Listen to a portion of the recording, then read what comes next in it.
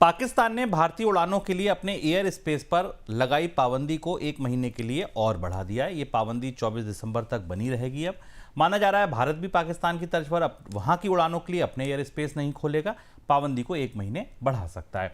8 महीने हो गए दोनों देशों के एयर स्पेस में एक दूसरे की उड़ानों के लिए आने की अनुमति नहीं है। सर, भारतीय उड़ानों के लिए अमेरिका या सेंट्रल एशिया जाने के लिए जो लंबा रास्ता तय करना पड़ रहा है, इस समस्या का हल है कहीं, या फिर आपको लगता है जब ये खुलेगा तभी हल निकल सकता है?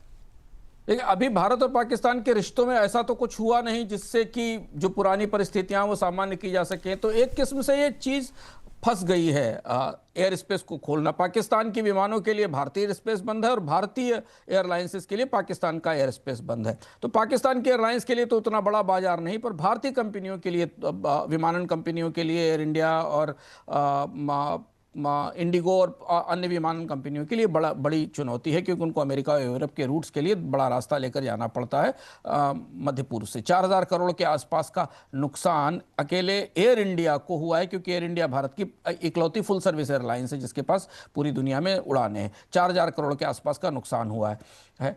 यहाँ सबसे बड़ी जो दिलचस्प बात है जो हाल फिलहाल में पता चली है वो ये है कि अगर ये एयर स्पेस लंबे समय तक बंद रहता है तो एयर इंडिया ने सरकार से ये कहा है कि वो उसे एक वैकल्पिक रास्ते की व्यवस्था करके दे, जिससे कि वो जो फ्यूल का और समय का ज़्यादा लगता है पाकिस्तान को बाईपास करके जाने में, उसे बचाया जा सके।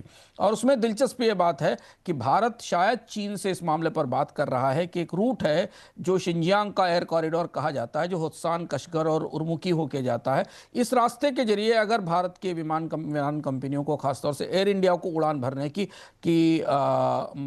इजाज़त मिलती है, तो उसे यूएस, कनाडा और यूरोप में पहुंचने में आसानी होगी और कम समय लगेगा। इसके साथ एयर इंडिया ने यह भी कहा है कि इस एरिया में पड़ने वाले जो हवाई अड्डे हैं उन पर उसे इमरजेंसी लैंडिंग राइट्स की इजाज़त दी जाए। तो ये ज़्यादा दिलचस्प घटनाक्रम है, क्योंकि भारत और चीन के बीच अभी हाल में उड़ानें शुरू हुई हैं। एयर इंडिया ने भी अपनी उड़ान शुरू की है, इंडिगो ने भी अपनी उड़ान शुरू की है।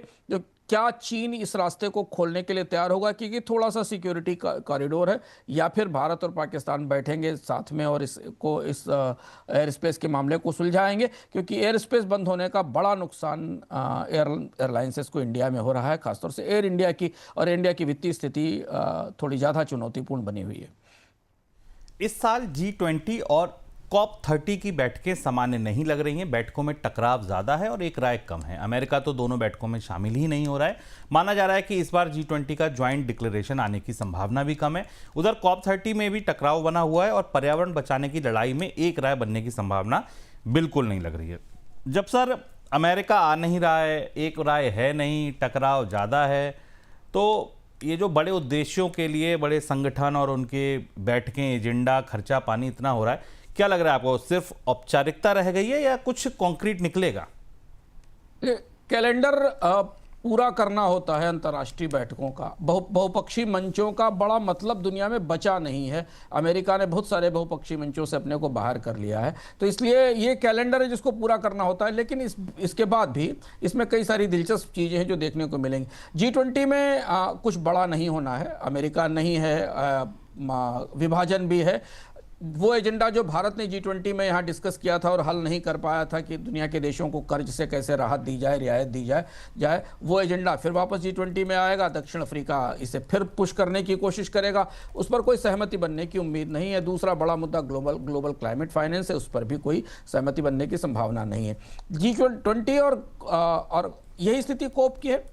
300 बिलियन डॉलर का फंड मांग रहे हैं विकासशील देश, विकसित देशों से, जो नहीं रुकेगा। अमेरिका तो कोप में भरोसा ही नहीं करता है, और जब अमेरिका ये पैसा नहीं देगा तो बहुत सारे दुनिया के देश अपने उत्सर्जन समझौतों को स्थगित कर सकते हैं, और ये ज़्यादा खतरनाक है, क्योंकि क्लाइमेट चेंज को रोकने की जो कोशिशें पिछले एक दशक में हुई हैं उनको इससे बड़ा झटका लगेगा, क्योंकि अमेरिका या बड़े देश इस पर सहमत नहीं है। सबसे महत्वपूर्ण बात यह है कि दोनों मंचों पर नेतृत्व की शून्यता है, दोनों मंचों पर कोई लीडरशिप नहीं हो। इस लिहाज से ये बैठक खासी महत्वपूर्ण हो सकती है कि क्या चीन इस हिस्से को, इस गैप को भरने के लिए सामने आएगा।